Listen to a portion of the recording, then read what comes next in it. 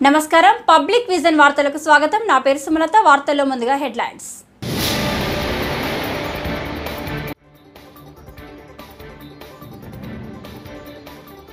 1000 ఎకరాల భూములు చేతులు మారాయి బోండా ఉమా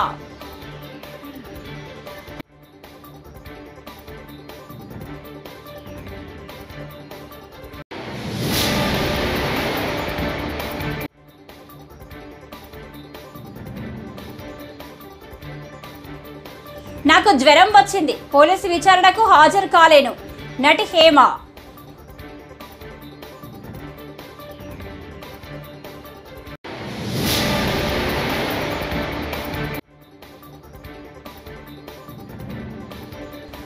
ప్రభుత్వం 2 నెలలుగా పెన్షన్దారులను ఎంతో ఇబ్బంది పెట్టిందని మాజీ మంత్రి దేవినేని ఉమా ఆగ్రహం వ్యక్తం చేశారు.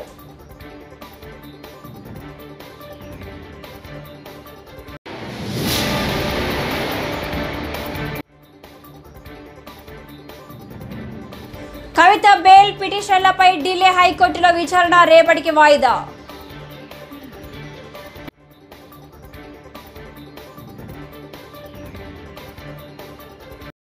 ఇక డీటెయిల్స్ చూస్తే పేదలు రైతుల భూములను అక్రమ జీవో ద్వారా దోచుకోవడం ఏంటని టీడీపీ నేత బోండా ఉమా ధ్వజమెత్తారు. ఇలా 1000 ఎకరాల భూములు చేతులు మారాయని ఆయన ఆరోపించారు. తక్కువ ధరకు భూములను రిజిస్ట్రేషన్ చేయించుకున్నారని తెలిపారు. ఎన్ఓసీలు ఇప్పటికిప్పుడే ఎలా వచ్చాయో తేలాలి అని డిమాండ్ చేశారు.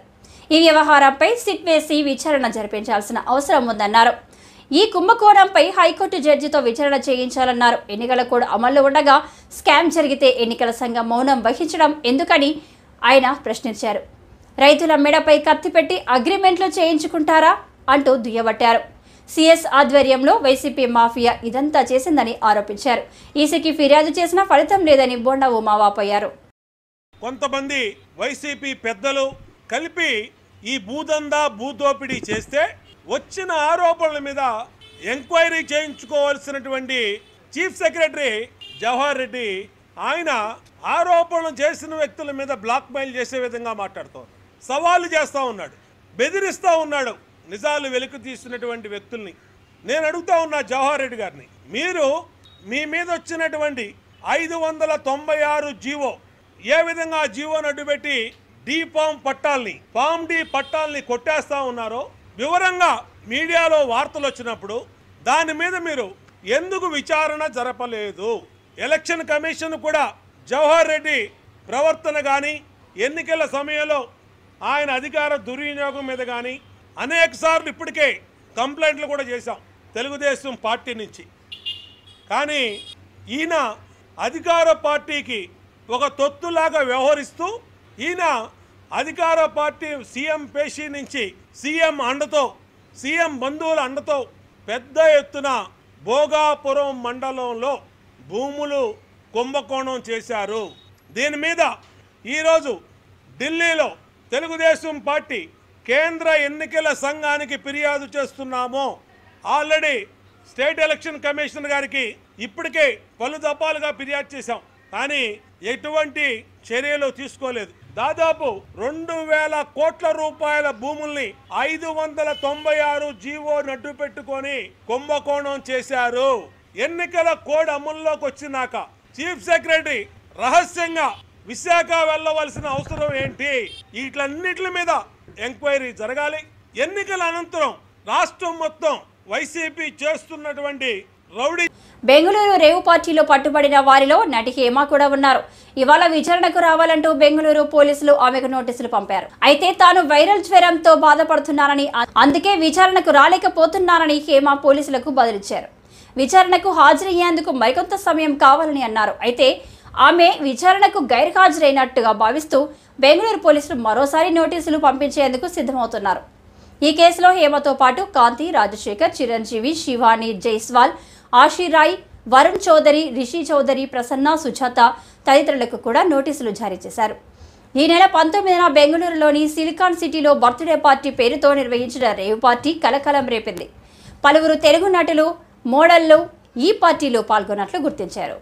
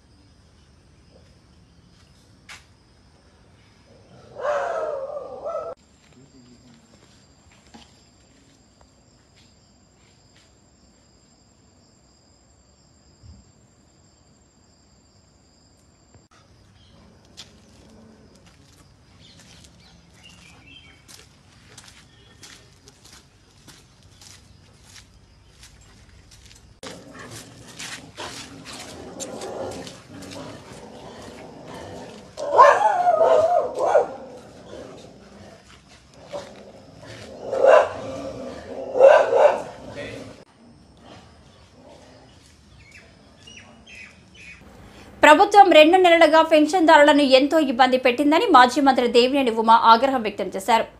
జగన్ నేతృత్వంలో జరిగిన దుర్మార్గపు కుట్రలో సీఎస్ సర్ఫ్ సీఈఓ 33 మంది వృద్ధుల మరణాలకు కారణమయ్యారని ఆరోపించారు.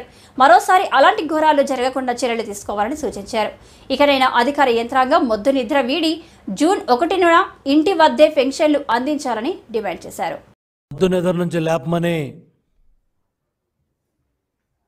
జాతీయ అధ్యక్షులు చంద్రబాబు నాయుడు గారి పిలుపు మేరకు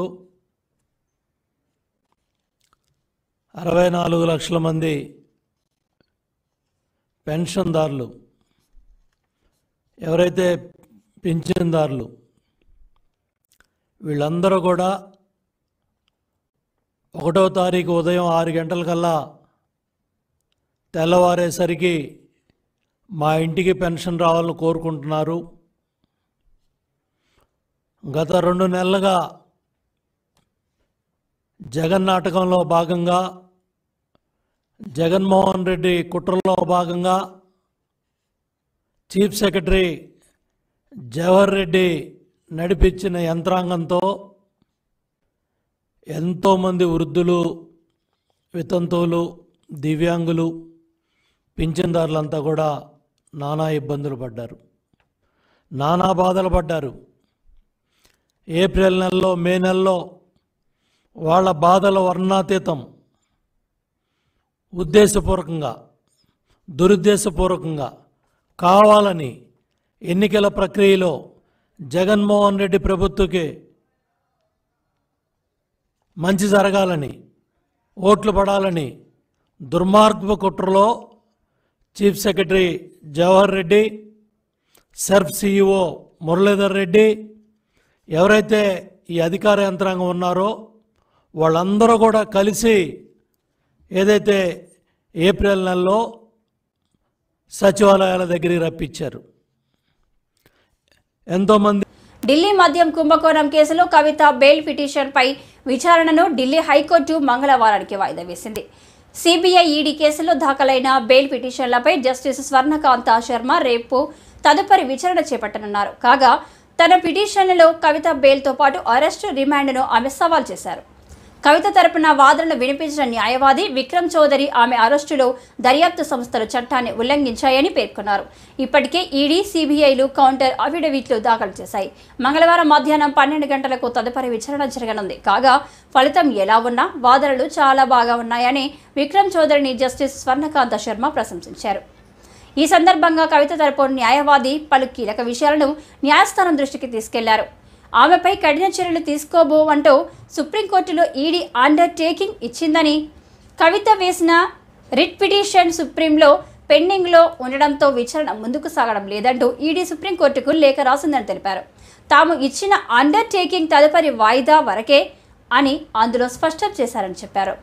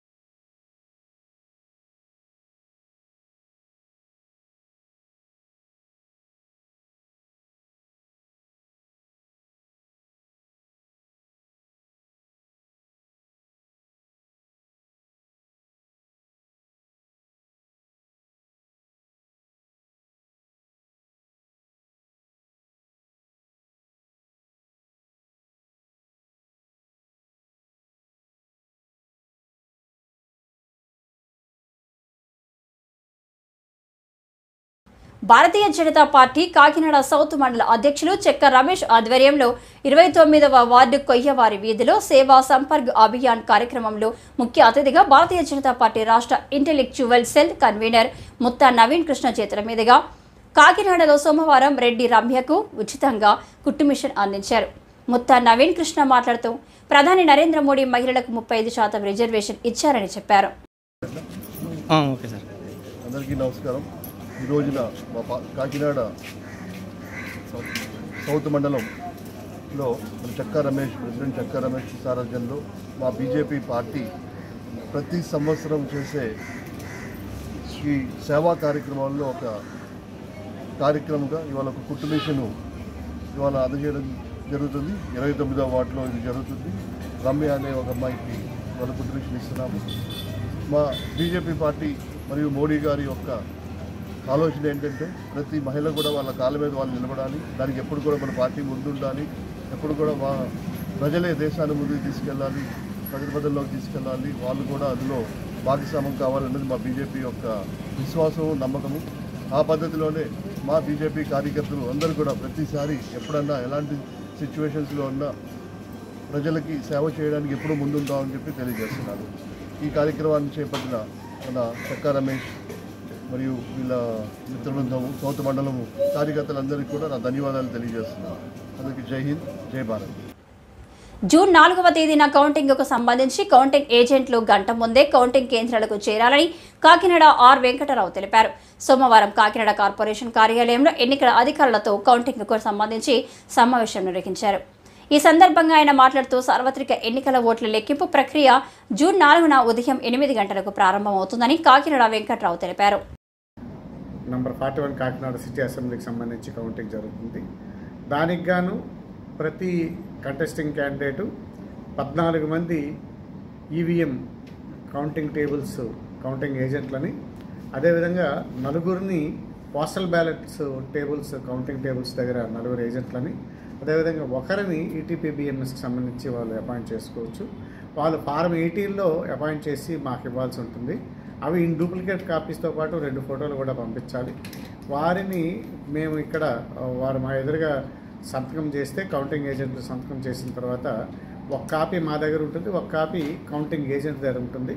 ప్రతి కౌంటింగ్ ఏజెంట్కి ఎలక్షన్ ఐడి కార్డు కూడా ఇవ్వటం జరుగుతుంది.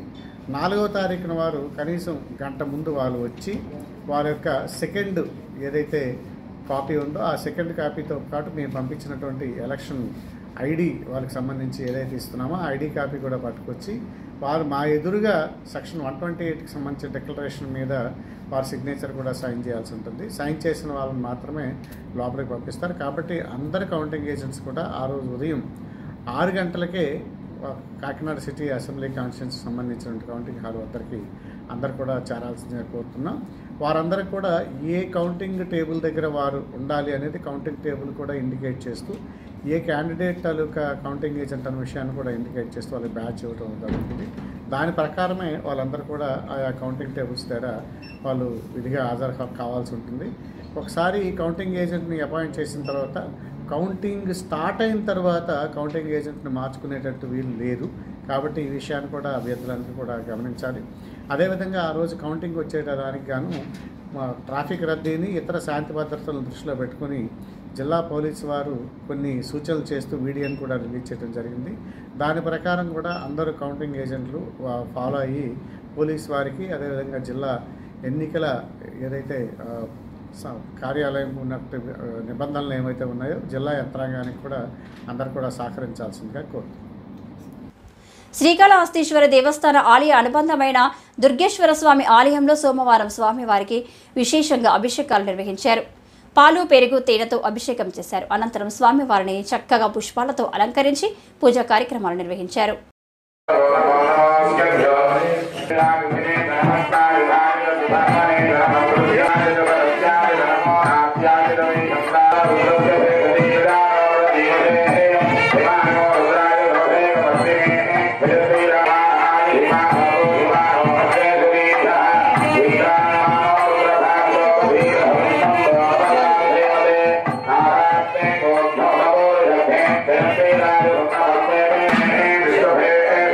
Shiva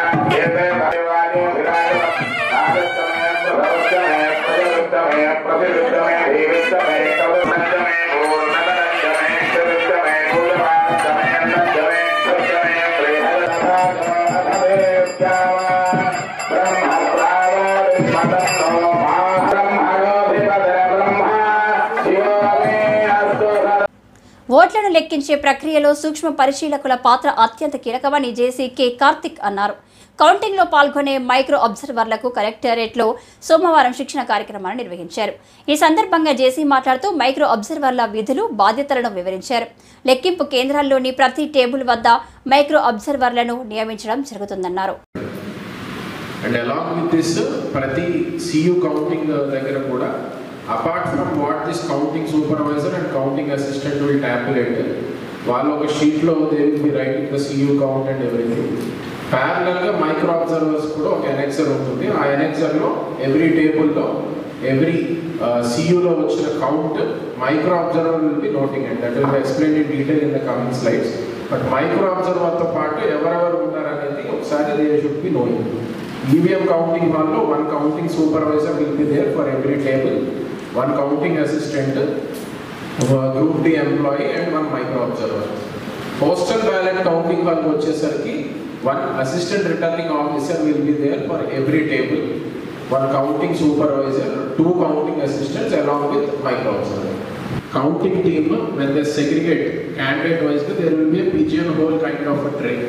So ఆ ట్రేలో వీళ్ళు ఒక్కొక్క క్యాండిడేట్కి ఎన్ని పోస్టల్ బ్యాలెట్స్ వచ్చాయని they will be dropping at. So for every table there will be 500 postal ballots given in the round. For example 4 tables ఉన్నట్లయితే ఆ పోస్టల్ బ్యాలెట్ కౌంటింగ్ హౌల్లో for every table 500 postal ballots will be given.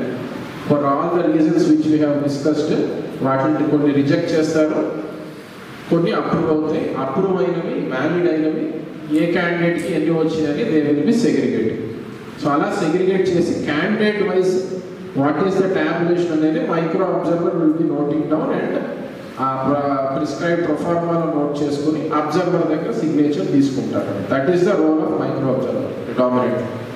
So postal ballot counting హాల్లో ఈ procedure అంతా observe చేస్తూ ఫైనల్గా at the end of every round candidate వైజ్గా what are the total number of valid postal ballot votes casted for each candidate. ఆ sheet ఇందాక చూపించారు కదండి, ఆ షీట్లో మీరు నోట్ డౌన్ చేసుకుని.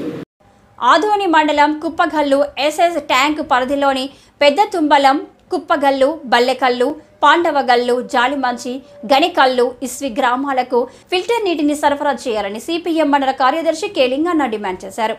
ఆదివారం ఎస్ఎస్ ట్యాంకును మైక్రో ఫిల్టర్ గ్యాస్ సిలిండర్ గదిని పరిశీలించారు. పాండవగల్ గ్రామం వరకు 2వ పైప్ లైన్ వేయాలని ఆయన డిమాండ్ చేశారు. రామాంజనేయులు, గోవింద్ పాల్గొన్నారు. ఈరోజు ఆదోని మండలం Kuppagal SS tank micro filter గది ఇది. మైక్రో ఫిల్టర్ 2 సిస్టమ్లు పెట్టారు, ఏర్పాటు చేశారు.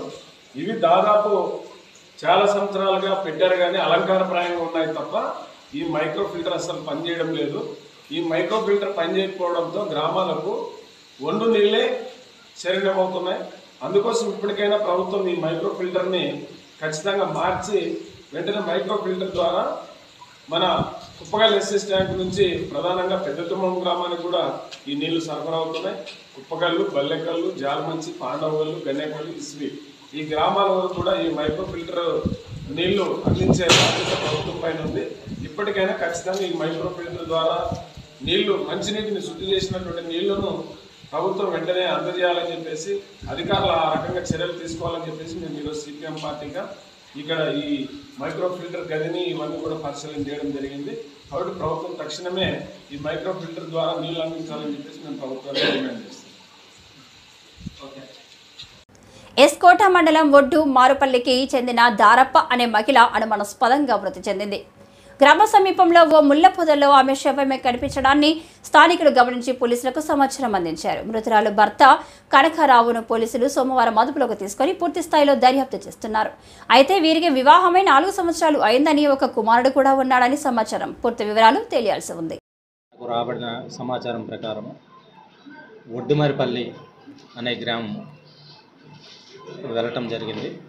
అక్కడ చీమల కనకారావు అనే అతను తన భార్య అయిన చీమల దారప్ప ఆవిడ్ని కుటుంబ గొడవల కారణంగా చంపేశాడనే విషయం తెలిసింది.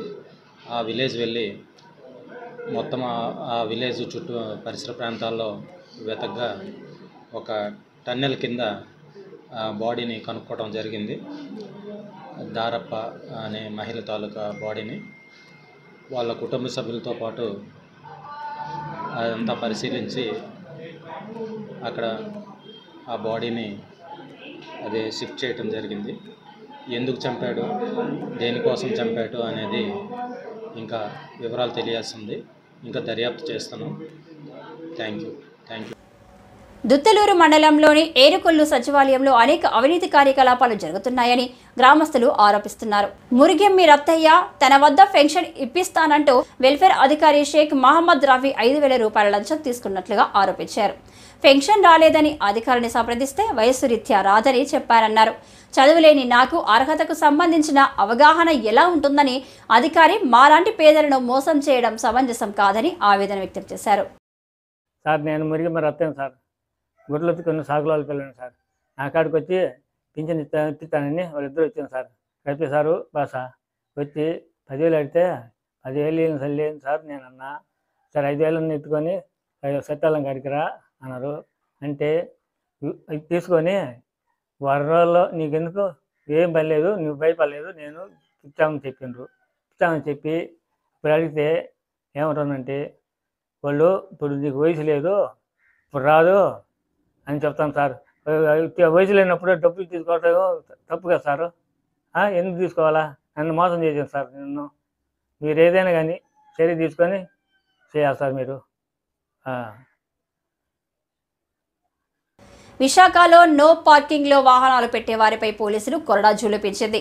నో పార్క్ చేసే వాహనాలకు వీల్ లాక్ చేసి 1,035 రూపాయలు చెల్లించాకే తిరిగి బండి అప్పగించనున్నారు. ప్రజలకు ట్రాఫిక్ పై అవగాహన కల్పించడం జరుగుతుందన్నారు. రహదారి భద్రత పాటించడంలో భాగంగా ఈ నిర్ణయం తీసుకున్నట్లు సిపి రవిశంకర్ తెలిపారు.